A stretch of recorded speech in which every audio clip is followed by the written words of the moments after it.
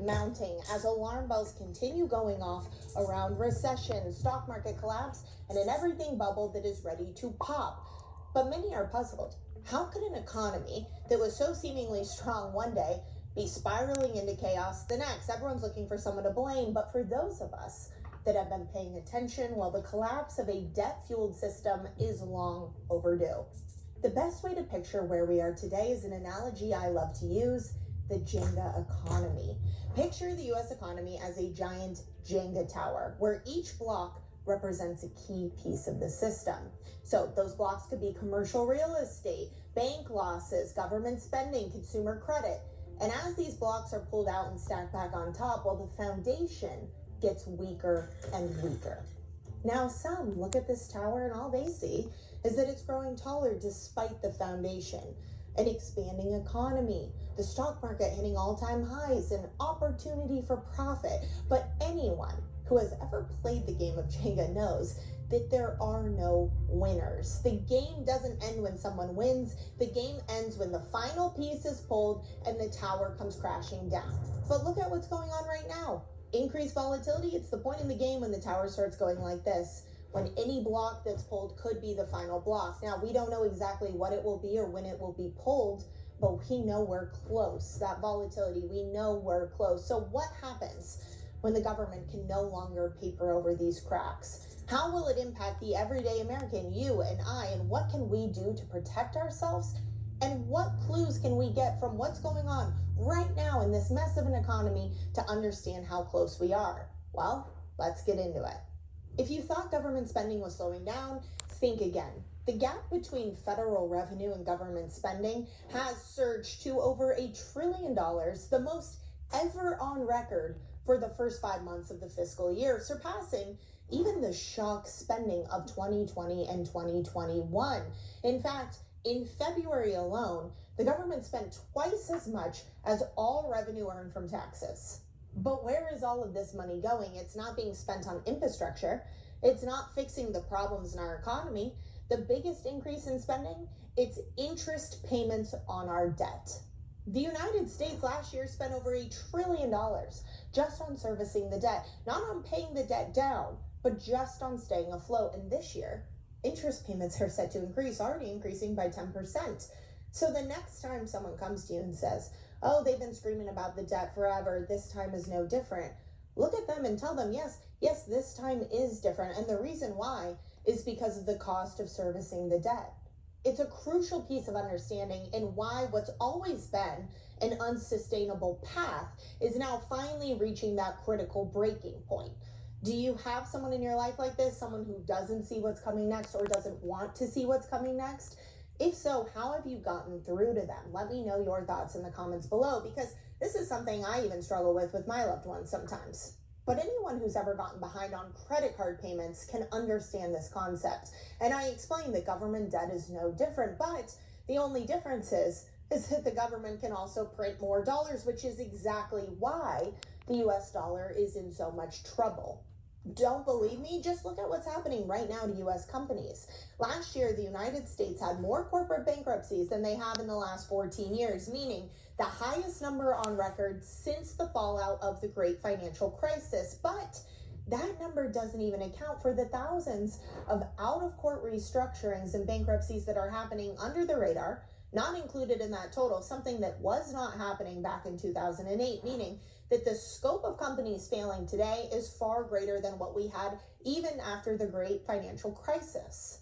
But there's no signs of slowing as fears of corporate defaults continue to rise. The reality is that these companies have relied on cheap credit for years. And now that the consumer is starting to slow down, well, how much longer can these companies really hold on for? This week, Delta Airlines CEO rang the alarm bell on consumer spending, saying that their profits would be down 50% in Q1 of 2025 because less people were traveling. And historically, travel has been one of those discretionary spending areas that is the first to go when consumers are feeling the heat. Which makes sense given the fact that Americans are tapped out. Consumer credit is now sitting at over $5 trillion. And while some news articles will say, oh, cracks are starting to form, give me a break. Americans are completely over leveraged. Not only are delinquencies rising, but defaults are rising again to the highest level seen in what? In 14 years, since 2010, since the great financial crisis. Do we see a pattern emerging here? But the worst part of all of this, what's different than 14 years ago, is that we still have inflation right now eroding every single dollar. Do not let them fool you and tell you that inflation is under control. No, inflation is still going up. It might be going up at a slower rate, but just because it's going up at a slower rate does not mean that your cost of living is not continually going up with it, that the purchasing power of your dollar is continuing to be chipped away at. And what's going to happen next? The Federal Reserve is going to cut rates at a time when inflationary policies are being put into place and we still haven't hit the 2% target that they've been fighting all of this time. Make it make sense. Is this a system that is thriving, or is this a system that is barely hanging on, especially now that we have an all-out trade war erupting? But I'm not just trying to list a bunch of things that are going wrong. I'm trying to show that everything is connected. And regardless of how you feel about President Trump's long-term goals with his tariffs and whether they're going to be successful or not, I'm not even focused on the taxes that tariffs bring. I am focused on the fact that other nations are going to be moving away from the dollar. They already are. They have been for a long time. Dollar collapse is a process, not an event, right? But now we could see this process accelerate as nations quickly ditch their dollar reserves and find ways to bring things back home, as we see an escalation in nationalism and countries moving away from a dollar-denominated system, all of which will ultimately hurt the US dollar standing and the dollar's position, privileged position, as the global reserve currency, which, as I've been saying now for the better part of a year, will create more inflation, leading to hyperinflation and ultimately a new monetary reset, right? That reset that could look like a devaluation or a revaluation of the dollar. This is where we are headed.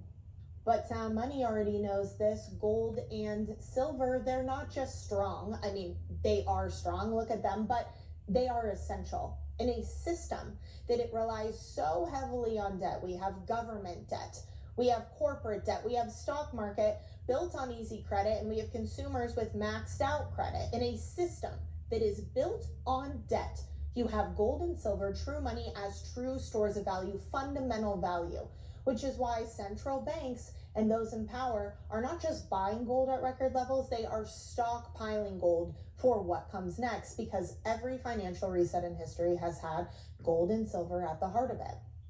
Ask yourself this: why are the people who are in charge of this system telling everyone else to ignore gold while they're going out and buying it? What does that tell you about what's coming next, about what they're preparing for? I mean, yes, gold has outperformed the S&P 500 this year, but it's not about that. It's not about a price movement. It's something much bigger. It's about preparing again for a massive shift, a currency reset, a new system that's being brought in. And I know, again, these concepts might sound a little bit wild or big or scary, but they're only scary if you are stuck within the current system, if you are not prepared outside of the system. I read comments all the time from people saying, be your own bank, right? What does that actually mean? It means holding wealth yourself. For me, it means holding physical gold and silver, something that has no counterparty risk, that they can't inflate or revalue or devalue away. It's outside of their control. It's me taking my power back. It's you taking control over your own financial future. So the question isn't, should I buy gold and silver? Should I buy more gold and silver? The answer is obvious to that. Yes, of course. The question is really, how long do we have until the rest of the world wakes up and the new system is ushered in? Because ultimately, when that happens, it will be too late. So if you are not already protected, or you're concerned about any of this, or you want a second opinion, download your free copy of our Gold and Silver Guide.